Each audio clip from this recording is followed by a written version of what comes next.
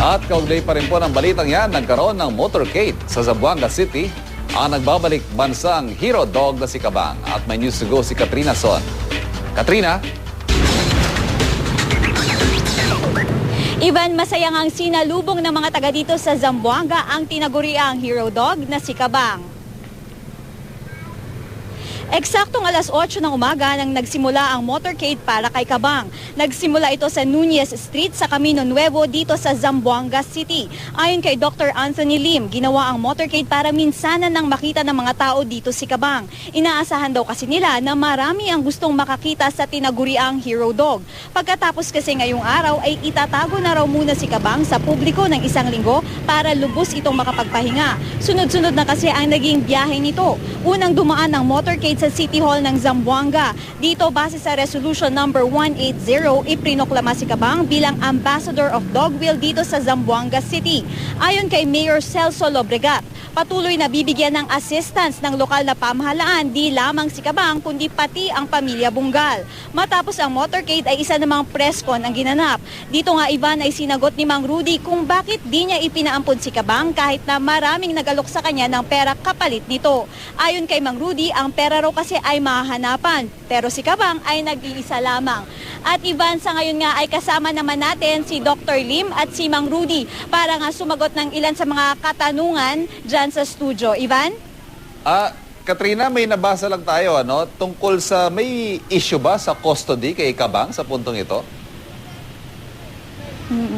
Ivan, base sa sinabi sa atin kanina ni Dr. Lim, wala naman daw issue sa custody ni Kabang dahil si Kabang ay mapupunta nga sa may-ari nito na si Mang Rudy dahil nakita naman daw nila ang pagmamahal na ibinigay ni Mang Rudy sa aso. Ivan?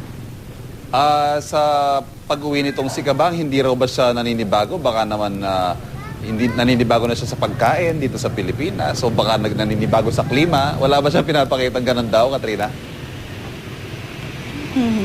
Ivan, tanungin natin dyan si Dr. Lim. Dok, hindi ba naninibago si Kabang sa klima, sa pagkain? Sa pagkain, hindi, no? Kasi ever since pedigree na siya. So ngayon, nag-sponsor yung pedigree for 1 year. So the kind of food that she's receiving will continue. Now regarding yung health niya, medyo napansin natin, medyo naka-adjust siya sa klima natin. Mas madali siyang mainitan. So kaya madalas ang pagbibigay natin ng malamig na tubig. Other than that, okay naman siya. Yung, Katrina, yung pangangalaga sa kanya ngayon, meron ba siyang mga regular check-up na kailangan dahil nga sa procedure na pinagdaanan niya sa Amerika? Paano ba yung magiging maintenance kay Kabang mula from here on? May mga regular check-up? Yung regular check-up naman, the usual check-up that is given to a dog, which is 3 times, every 3 months. Pero kay Kabang, we, of course, kasi hindi siya ordinary dog na, we have a responsibility to 45 nation regarding yung health niya. We'll be constantly checking her up just to make sure. Pero health-wise, wala namang special needs kailangan. We don't have to check actually. But yung constant lang kailangan sa kanya is cleaning of the yung nasal passages na ginawa para sa kanya. Doc, may cost ho ito. Itong pangangalaga kay Kabang? Sino hong sasagot dito sa gastusin sa pagpapanatili ng kalusugan ni Kabang? Ang main cost naman sa pag-aalaga, mainly is yung pagkain. Pedigree sponsored this already. So ang next yan is yung vitamins. May company din na nag-sponsor na rin. So halos lahat ng mga gastusin, may nagsasagot na. Of course, may natirang funding pa sa Care for Kabang. Pwede natin gamitin niya sa kanya. This will be enough to take good care of her for a long time.